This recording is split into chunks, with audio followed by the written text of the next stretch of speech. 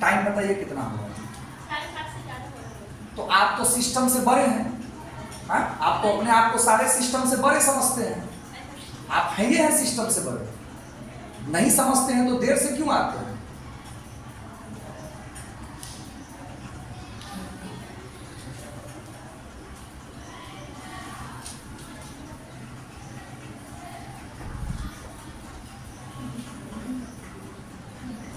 ठीक है, हो गया।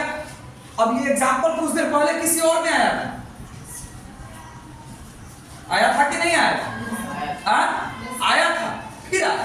अभी आपको जो चाहिए वो सीखिए, अभी आपको जो चाहिए वो सीखिए।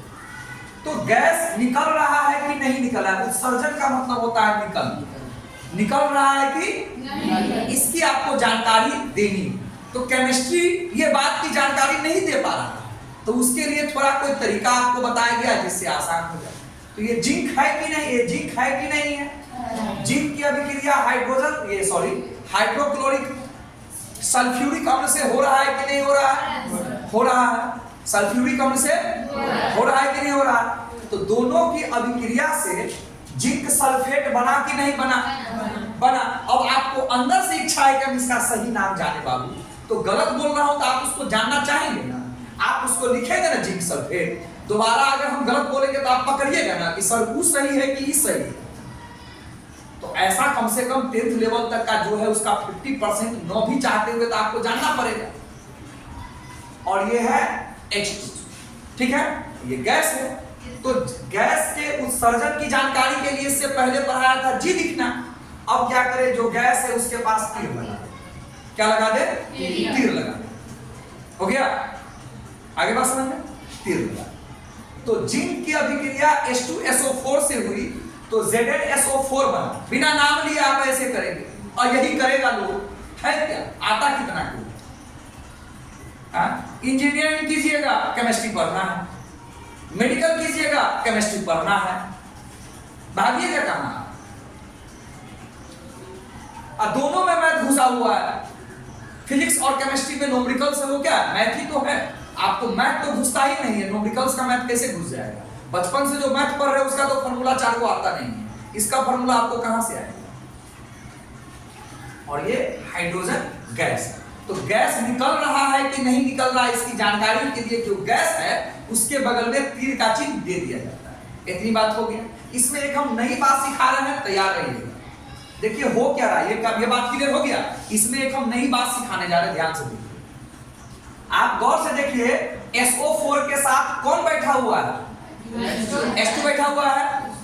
और ये जब अभिक्रिया किया तो हाइड्रोजन को धक्का मार करके वहां से भगाया, मुक्का मार करके वहां से भगाया और खुद उसकी जगह पर बैठा हुआ। गौर से देखिए, गौर से देखिए, यहां पर क्या हुआ करता था? H2 हुआ करता था। जब अभिक्रिया किया तो Zn ने H2 को SO4 से भगाया। SO4 के साथ कौन है? H2 है। लेकिन अब क्या है? नहीं। बोलिए, नहीं है। तो इससे यह समझ में आया कि आपको ये पढ़ना है बाद में, इससे यह समझ में आया कि जिंक और हाइड्रोजन में ज्यादा ताकतवर कौन हुआ? जिंक हुआ। जिंक और हाइड्रोजन में ज्यादा ताकतवर कौन हुआ? उसको थोड़ा और अच्छा कीजिए, ज्यादा अभिक्रियाशील कौन हुआ?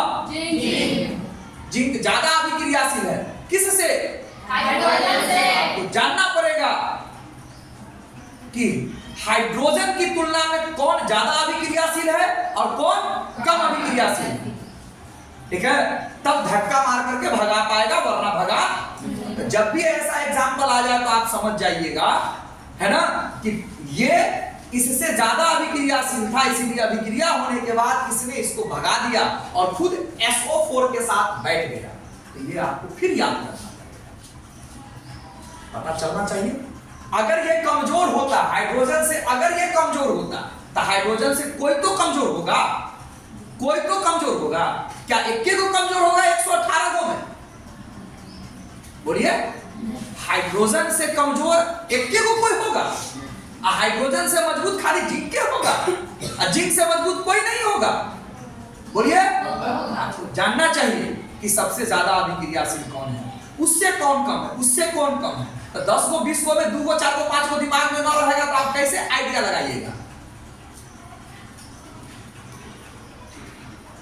तो ये यहां हो रहा है, ये यहां हो रहा है, ये काम आएगा आपको दोबारा, एकदम दोबारा काम आएगा, भले ही मैंने अभी बता दिया, ये फिर काम आएगा। हो गया? तो आपने केमिस्ट्री को उपयोगी बनाने के लिए ये तीसरा पॉइंट पढ़ा है, गैस का उत्सर्जन। तो गैस को दिखलाने के लिए जी या गैस को दिखलाने के लिए तीर का चिन्ह किधर? ऊपर। बंद कीजिए।